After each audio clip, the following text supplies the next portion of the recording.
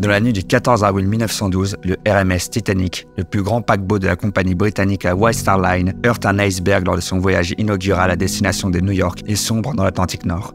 Le naufrage fait la une de tous les journaux de l'époque et choque l'opinion mondiale. Aujourd'hui, plus de 100 ans après le naufrage, le monde entier se souvient du Titanic. Comment expliquer un tel phénomène? Pourquoi ce naufrage en particulier est resté ancré à ce point dans la mémoire collective? Parce qu'il a été meurtrier, 1500 personnes ont perdu la vie dans les eaux glacées de l'Atlantique quand le Titanic a sombré sous leurs pieds. Mais la réalité, c'est que le naufrage du Titanic est loin d'être le plus meurtrier. Le 30 janvier 1945, alors que la Seconde Guerre mondiale se termine, le paquebot allemand Wilhelm Gustloff, rempli à ras-bord de civils fuyant l'avancée de l'armée rouge, est torpillé par un sous-marin et sombre en moins d'une heure, coûtant la vie à près de 9000 personnes. C'est presque 10 fois plus de victimes que le Titanic. Et pourtant, je suis prêt à parier que vous n'en aviez jamais entendu parler. Non, si le naufrage du Titanic est resté un tel phénomène à travers le temps, c'est pas à cause du nombre de morts, mais c'est parce qu'il représente un symbole, celui de la fin d'une époque. La fin 19e, début 20e siècle a été une période sans équivalent dans toute l'histoire. En l'espace de 50 ans apparaissent le vaccin contre la rage, la voiture, l'avion, le téléphone, l'électricité, le cinéma. New York se couvre de gratte-ciel. À Paris, on érige la Tour Eiffel. L'homme commence la conquête du ciel et rêve déjà de marcher sur la Lune. C'est une époque où on est persuadé que le progrès humain saura surmonter tous les défis. Les deux guerres mondiales ne sont pas encore arrivées, et l'homme n'a pas encore assisté à l'horreur que provoque une guerre industrielle. Non, à cette époque, le monde est convaincu que grâce au progrès humain, le siècle à venir sera le plus beau de tous. C'est pas pour rien que plus tard l'on renomma cette période la Belle Époque. Le naufrage du Titanic vient briser cette croyance. À sa construction, il était le plus grand, le plus rapide, le plus luxueux bateau construit par la main de l'homme de toute l'histoire. Et surtout, il était réputé insubmersible. Pourtant, il coula dès son voyage inaugural, illustrant parfaitement la mise en garde que nous avaient laissé les Grecs 2000 ans plus tôt avec le mythe d'Icare. Dans celui-ci, Dédale et son fils, Icare, s'échappent d'un labyrinthe grâce à des ailes faites de cire et de plumes. Mais Icare, enivré par le vol, ignore les avertissements de son père et vole trop près du soleil, faisant fondre ses ailes et le précipitant dans la mer. Ce mythe illustre la nécessité pour les hommes d'exercer la modération et de respecter leurs limites, afin d'éviter les conséquences désastreuses d'une ambition démesurée. Est-ce que les hommes retirent la leçon? Non, bien sûr que non. Et si je vous disais qu'une autre catastrophe frappa l'Empire britannique seulement 20 ans plus tard, une catastrophe mettant en scène un autre vaisseau, aussi grand que le Titanic, mais voguant non pas dans le bleu de l'océan, mais dans celui du ciel, et qui disparut comme l'illustre paquebot lors de son voyage inaugural. Laissez-moi vous raconter l'histoire oubliée du Titanic des cieux, le vaisseau de Sa Royale Majesté, le R101.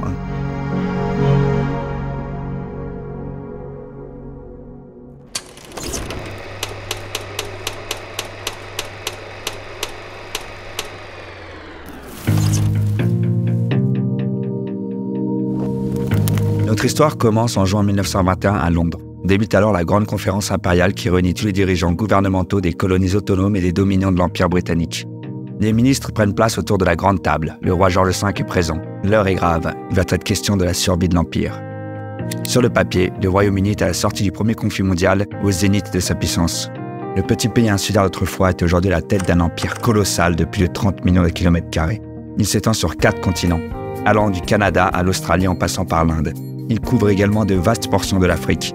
25% des terres émergées du globe appartiennent à l'Empire britannique. 412 millions de personnes sont sujets du roi George V, ce qui représente en 1921 une personne sur 4 de la population mondiale. À titre de comparaison, l'ancien rival et second plus grand empire de l'époque, l'Empire français, n'en compte que 48 millions. L'Angleterre était alors à l'époque sans conteste la première puissance du monde, et l'Empire britannique faisait partie des rares empires sur lesquels on a pu dire que le soleil ne se couchait jamais. Seulement, tout cela c'est sur le papier, car en réalité, à la sortie de la Première Guerre mondiale, l'Empire est mourant. Il ne survivra d'ailleurs pas au XXe siècle.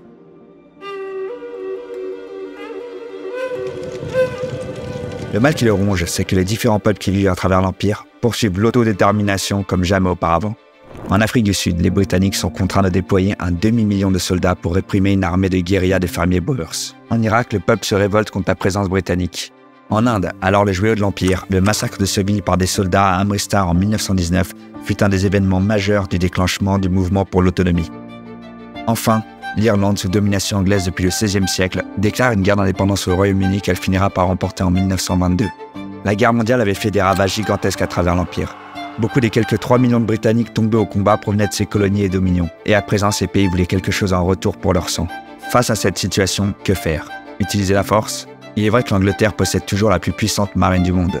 Mais 40 millions d'Anglais ne peuvent pas tenir éternellement par la force 360 millions d'hommes. Non, la seule solution viable, c'est de fédérer les différents peuples de l'Empire autour d'un destin commun. Un roi, une foi, un empire. Tous les ministres présents autour de la table cherchent un moyen de relier les différents dominions de l'Empire à la métropole. Mais le problème, c'est que l'Empire est gigantesque. Il s'étend sur 4 océans et des millions de kilomètres séparent ces différentes parties des îles britanniques. Par exemple, même avec les bateaux à vapeur les plus rapides de leur temps, il avait fallu plus d'1 mois au Premier ministre australien pour se rendre à la grande conférence impériale. Face à ce défi de distance, les ministres semblent démunis. C'est là qu'entre en scène le personnage central de notre histoire, le ministre de l'air, Lord Thomson. Lord Thomson est l'archétype même de l'aristocrate anglais. Grand, polyglotte, héritier d'une longue lignée travaillant au service de l'État, ancien héros de guerre. Et surtout, c'est un nouveau venu en politique. Et comme tout nouveau venu, c'est quelqu'un d'ambitieux. En effet, Thomson a poursuivi un objectif toute sa vie. Étant né en Inde, il rêve un jour d'être nommé vice-roi et gouverneur général des Indes. Cette grande conférence impériale va donner l'occasion à Thomson de prouver sa valeur. Pour sauver l'Empire, il avait une idée simple. La Grande-Bretagne régnait sur les mers. Il fallait maintenant qu'elle règne également sur les cieux. Le bateau est trop lent, soit. En tant que ministre de l'air, Thomson a peut-être la solution. Mais contrairement à ce qu'on pourrait penser, il ne s'agit pas de l'avion. Non, Thomson pense plutôt à une invention allemande qui a terrorisé les Londoniens durant la Grande Guerre. Le Zeppelin.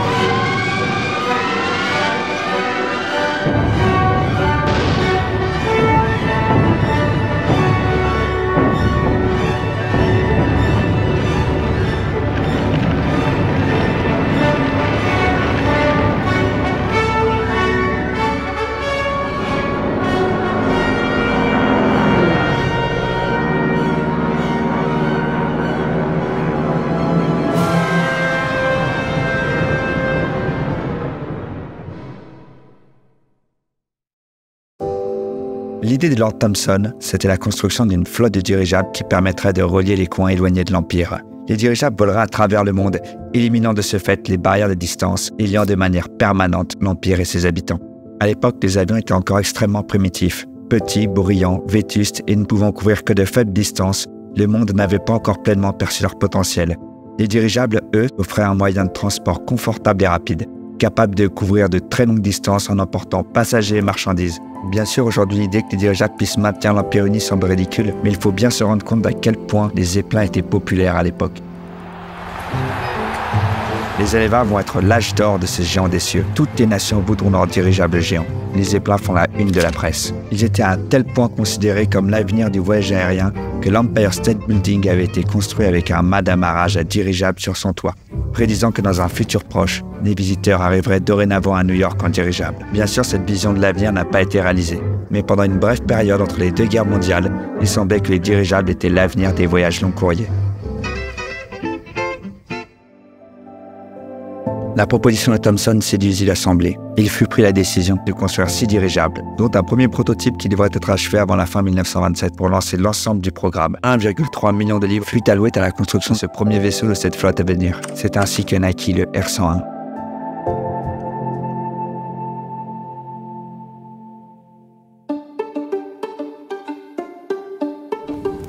La construction du R-101 fut lancée dans la base de la Royal Air Force à Cardington, à l'intérieur d'un gigantesque hangar. Les techniciens chargés de l'édification du vaisseau devaient relever le défi de construire le plus grand dirigeable à jamais avoir volé. À l'intérieur du hangar, plus de 8 km de poutres et de tubes en acier inoxydable étaient assemblés en grands cadres transversaux circulaires, dont beaucoup mesuraient 8 à 10 étages de haut et qui étaient ensuite hissés en position verticale et reliés ensemble par des câbles pour former l'armature du navire. Les hommes travaillant sur ce premier chantier colossal ressemblaient à des touristes visitant la tour Eiffel. Une fois ce squelette de métal terminé, il fut entièrement recouvert de lin préenduit de laque plastifié pour être imperméable et résister aux intempéries. La coque du vaisseau était terminée, il fallait maintenant lui permettre de voler. À l'intérieur de celle-ci, on logea 16 immenses ballons de 40 mètres de diamètre, contenant chacun 150 000 mètres cubes d'hydrogène, un gaz plus léger que l'air, mais extrêmement inflammable. Les parois de ces ballons étaient faites d'intestin de bœuf, un des rares matériaux capables de contenir le gaz. Il fallut 100 000 animaux pour construire ces ballons. Dès le début de sa conception, le R-101 était pensé pour surpasser tout ce qui avait déjà été fait en matière de dirigeable. Tout d'abord par sa taille. D'une longueur de 223 mètres et faisant 40 mètres de diamètre, il était 2 fois plus grand que les plus grands zeppelins allemands. Et il faisait 2 fois le volume du SS Leviathan de la United States Lines, le plus grand paquebot du monde à l'époque. Ensuite, en termes de technologie, le R101 était un dirigeable révolutionnaire. Au lieu des classiques moteurs à essence, le R101 était équipé de 5 moteurs diesel à fioul lourd qui n'avaient jamais été utilisés auparavant sur un avion ou un dirigeable et dont le carburant était extrêmement difficile à allumer. En effet, le R101 devait une fois mis en service effectuer des voyages dans des climats tropicaux. Les vapeurs des moteurs à essence étaient considérées comme dangereusement inflammables dans des zones chaudes, ce qui représentait un risque certain en présence des 2 millions de mètres cubes d'hydrogène contenus à l'intérieur du dirigeable. Ces nouveaux moteurs donnaient la réputation au R101 d'être pratiquement ineffigieux. En plus de ces moteurs, le R101 était équipé d'immenses hélices d'acier de 5 mètres de diamètre qui pouvaient modifier leur inclinaison et qui reliaient à un générateur fournissant de l'électricité au dirigeable. Il était aussi muni d'un système de récupération de l'eau de pluie pour recharger les ballasts en plein vol et d'un autre système de contrôle automatique des valves de gaz permettant de vider les ballons d'hydrogène à distance et ainsi avoir un contrôle parfait sur l'altitude du dirigeable. Enfin, contrairement à tous les dirigeables construits jusqu'alors, les passagers du R101 n'étaient pas logés dans une nacelle sous la coque, mais directement à l'intérieur de celle-ci. Cette nouvelle configuration offrait à l'aéronef une forme plus aérodynamique qui lui permettait de se déplacer à plus de 100 km/h, faisant de lui le deuxième dirigeable le plus rapide au monde.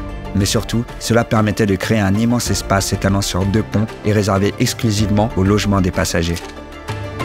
Le R101 était véritablement ce que l'on pouvait appeler un hôtel sur un nuage. Les ponts étaient aménagés comme ceux des passagers de première classe d'un paquebot. Tout respirait le luxe et le raffinement. On y trouvait une grande salle à manger dans un style art déco. Les passagers pouvaient y déguster de la haute cuisine préparée par des grands chefs directement dans la cuisine électrique du dirigeable. Le service incluait couverts en argent et stewards. Entre les repas, les passagers pouvaient profiter d'un grand salon de 20 mètres de long pour socialiser entre voyageurs, lire paisiblement, jouer aux cartes ou bien encore danser en écoutant du foxtrot. Aux extrémités du salon se trouvaient 2 ponts de promenade longs de 10 mètres chacun et complètement vitrés. De là, les passagers pouvaient profiter d'une vue sans aucune autre pareille. Regardant le monde défiler sous leurs yeux, pouvant même voir des cygnes voler, ils savaient qu'avant eux, personne n'avait assisté à un tel spectacle.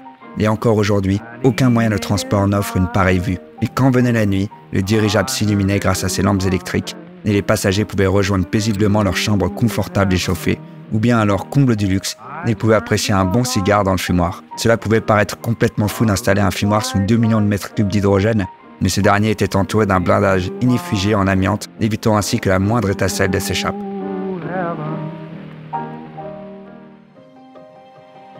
En parallèle de la construction du dirigeable, un autre vaste chantier prenait place. Il s'agissait de la construction des différents mâts d'amarrage destinés à accueillir les dirigeables à travers l'Empire. C'étaient des tours de métal de 70 mètres de hauteur et équipées d'ascenseurs. Elles serviraient à amarrer les vaisseaux et ainsi permettre aux passagers d'accéder aux navires sans que ceux-ci n'aient à atterrir. Et en même temps, elles serviraient à recharger les dirigeables en gaz et carburant. À leurs pieds étaient prévues des installations luxueuses permettant aux voyageurs de se restaurer en attendant confortablement l'arrivée des géants des cieux. Chacune de ces tours coûtait 250 000 livres à construire, une somme considérable pour l'époque. Le coût de l'ensemble du programme de dirigeable impérial dépassait maintenant les 2 millions de livres et accusait plusieurs années de retard sur le planning initial. Compte tenu des sommes monumentales investies, et ce alors même que le Royaume-Uni traversait une période de récession à la fin des années 20, les projets de dirigeable impérial n'avaient pas le droit à l'échec.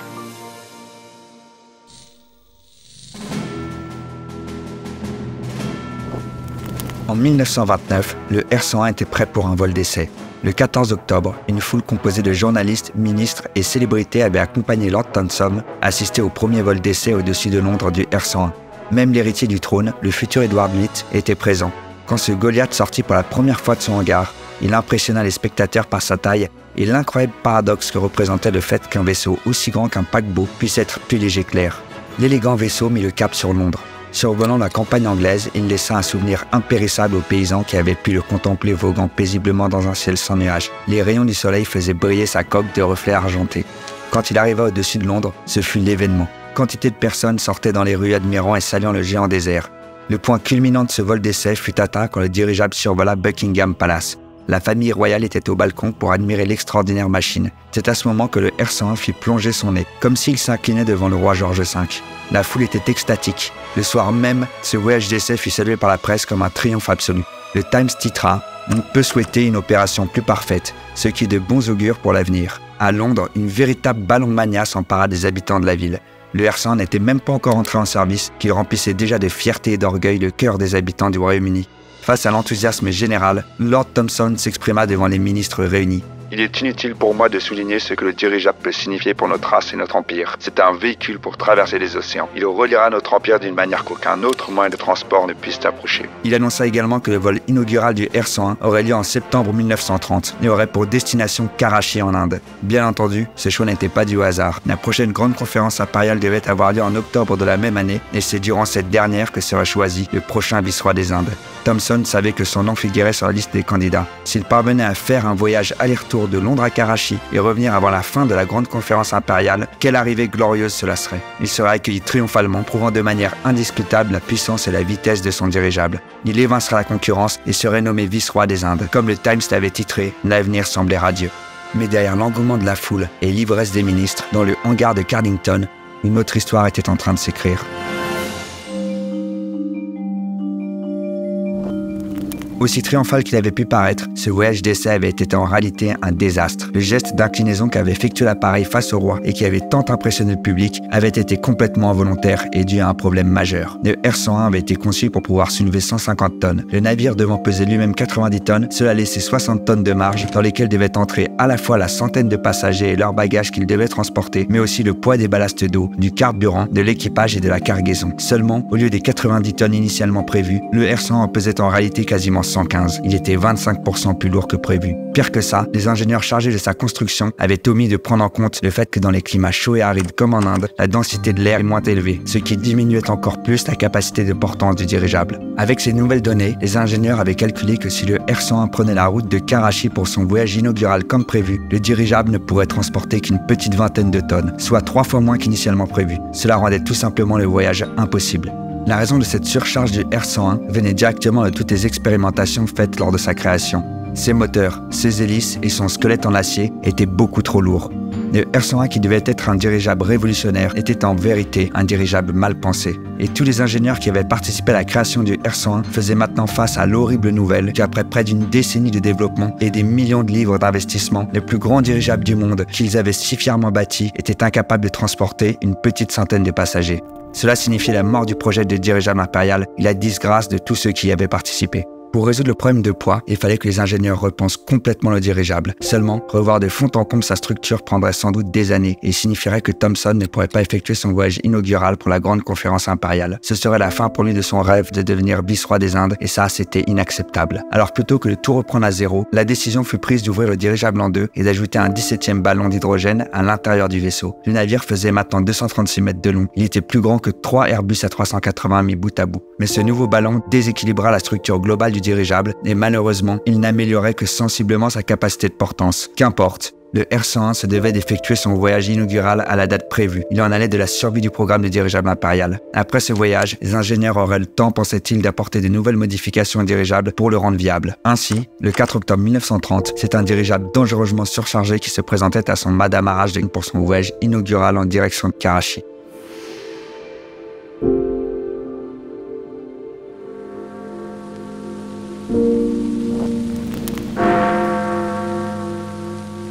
La grande conférence avait débuté 2 jours auparavant et devait se poursuivre durant tout le mois. Si tout se passait comme prévu, le R101 serait dans seulement 4 jours en Inde au lieu des 30 nécessaires en bateau. Et dans moins de 2 semaines, il rentrerait triomphalement à Londres. Tous les membres de l'équipage étaient conscients du problème de poids et des risques encourus. Aussi, chacun d'entre eux n'était autorisé à embarquer qu'un seul vêtement de rechange enveloppé dans du papier comme seul bagage. Mais Lord Thomson, qui ne savait pas que malgré l'ajout du dernier ballon de gaz, le dirigeable était toujours trop lourd, se présenta à bord, accompagné de plusieurs caisses de champagne et d'un lourd tapis ancien à dérouler lors de son arrivée en Inde. Le R101 prit son envol à 18h30, avec 54 personnes à bord et sous une pluie battante. C'était un mauvais vol dès le début, le dirigeable devant larguer une énorme quantité de ballast d'eau presque immédiatement pour terminer son décollage. Les observateurs qui étaient venus assister au départ avait noté qu'il volait étonnamment bas dans le ciel. Malgré le mauvais temps, le dirigeable réussit à traverser la Manche sans encombre. La tempête continuait, mais l'équipage savait que derrière le rideau de pluie et les bourrasques de vent, le soleil indien les attendait. Le R101 volait maintenant au-dessus de la France. Il était entre 1 et 2 heures du matin. Les passagers, après avoir dîné, étaient allés se coucher. Quelques-uns d'entre eux profitaient encore d'un bon cigare dans le fumoir. Les membres d'équipage, eux, restaient aux aguets. La tempête faisait toujours rage, mais malgré tout, le R101 résistait et tenait le cap. Seulement, le R101 survola la crête de Beauvais, une zone bien connue des aviateurs pour ses vents mauvais et imprévisibles. Vers 2 heures du matin, le R101 plongea brusquement. L'équipage réussit malgré tout à stabiliser le navire en redressant le gouvernail au maximum, mais il ne comprenait pas ce qui se passait. Seulement quelques secondes plus tard, l'avant du vaisseau plongea de nouveau. Ce que ne savaient pas les membres d'équipage, c'est que le vent avait déchiré l'enveloppe externe du dirigeable au niveau du nez de l'appareil, laissant sans plus aucune protection un des fragiles ballons d'hydrogène. Celui-ci se fondit rapidement et laissa s'échapper le gaz. Le R101, qui était déjà surchargé, n'avait plus aucune chance de se maintenir dans les airs avec un ballon d'hydrogène en moins. Le capitaine, comprenant que le R101 allait se crasher, fit couper les moteurs. Le dirigeable frappa le sol à seulement 20 km/h. L'impact en lui-même ne tua personne. Seulement, lors de la collision, un des moteurs s'écrasa dans l'enveloppe du dirigeable, provoquant une étincelle. Alors, les millions de mètres cubes d'hydrogène prirent feu instantanément, créant un brasier épouvantable qui consuma le vaisseau en quelques secondes.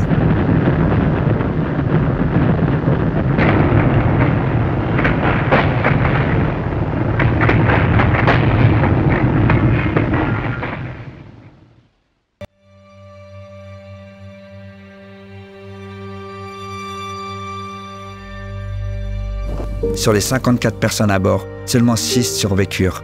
Ces 6 chanceux étaient les membres d'équipage présents sur les moteurs du R101 et donc à l'extérieur de la coque. Et 2 passagers présents dans le fumoir et dont les murs inuffigiés les protégèrent des flammes, le temps qu'ils puissent s'extraire des ruines du vaisseau. Lord Thomson, ainsi que de nombreux concepteurs et membres d'équipage qui avaient travaillé si dur sur le R101, disparurent en même temps que le vaisseau qu'ils avaient bâti. Quand le Royaume-Uni apprit la nouvelle, le pays entier fut sous le choc. 18 ans après le naufrage du Titanic, le même scénario se répétait. La ballon-maniaque s'était emparée des Britanniques, disparut complètement après le crash du R101. Le gouvernement dut admettre que le projet de dirigeable impérial était mort-né. Le rêve de Thomson de connecter l'Empire grâce à une flotte de vaisseaux plus légers que l'air s'était évanoui. Plus jamais un dirigeable transportant des civils ne volerait dans le ciel anglais. Le problème de maintenir l'Empire uni restait bien sûr toujours d'actualité, mais les avions ne cessèrent de se perfectionner tout au long des années 30. Ainsi, le projet de dirigeable impérial céda bientôt la place à l'Imperial Airway, qui voyait l'Angleterre exploiter efficacement une flotte d'avions dans le rôle que les dirigeables étaient censés en remplir. L'histoire du R101 peut être vue comme une histoire d'hubris. Ceux qui étaient derrière le projet ont poussé le développement trop loin et trop rapidement. Face aux défauts constatés lors des premiers vols d'essai, le seul choix raisonnable aurait été de repousser le vol inaugural. Mais penser ainsi, c'est ne pas comprendre ce qu'était le R101, tout simplement parce que prendre la décision de bâtir un vaisseau volant de la taille d'un paquebot n'a jamais été un choix poussé par la raison. Les zeppelins ont toujours été en réalité des rêves d'ingénieurs, le reflet de l'orgueil des nations et de l'ambition des hommes. Cette même ambition qui encore aujourd'hui nous pousse à partir à la conquête des étoiles. Bon nombre de gens présents à bord du R101 savaient qu'un désastre était possible, et pourtant, ils sont montés à bord du navire. Peut-être l'ont-ils fait par devoir, peut-être l'ont-ils fait pour la gloire, ou alors peut-être que Proust avait raison et que peu importait l'objectif, ces hommes cherchaient tout simplement à défier l'impossible.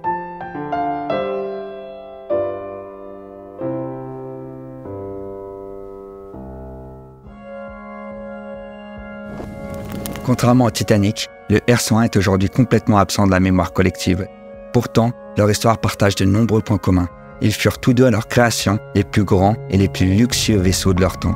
Et tous deux connurent le même destin tragique lors de leur voyage inaugural. Seulement, là où le naufrage du Titanic cristallisa la fin d'un monde, le R101, lui, était juste une étape de plus dans l'âge d'or des dirigeables. Les années 30 allaient être marquées par de nouvelles machines de plus en plus impressionnantes.